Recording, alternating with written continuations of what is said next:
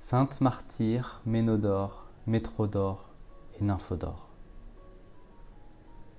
Ces bienheureuses sœurs, selon la chair, vécurent en Bithynie sous le règne de Galère Maximien, vers 305-311. Elles brillaient par la beauté de leur âme et de leur corps. Pour l'amour du Christ, elles se retirèrent dans les montagnes, près des sources d'eau chaude nommées Pythia.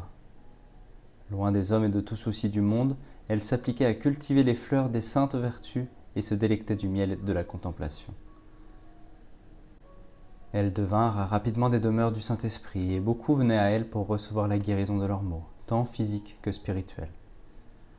Apprenant quelle réputation avaient acquise les saintes femmes, le gouverneur de la région, Fronton, les envoya chercher par une forte escorte pour les interroger et les pousser à renier le Christ. Étonné par leur sagesse et leur détermination, et voyant que rien ne pouvait les persuader d'abandonner leur époux bien-aimé, il fit mettre Ménodore à nu et la fit frapper par ses bourreaux pendant de longues heures, à l'issue desquelles la sainte rendit son âme à Dieu sans avoir cessé un instant de prier. Le tyran fit ensuite comparaître les deux autres sœurs et leur montra le corps nu et meurtri de Ménodore, pensant ainsi les effrayer et refroidir leur ardeur. Mais au contraire, elles ne furent que davantage déterminées à mener à leur tour l'ultime combat. On leur brûla le corps avec des torches, puis on leur fracassa les membres avec des barres de fer.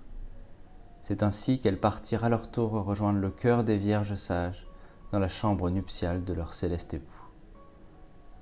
Furieux de voir avec quel calme et quelle joie les saintes avaient supporté tous les tourments, le gouverneur voulut faire brûler leurs dépouilles afin que personne ne puisse les vénérer.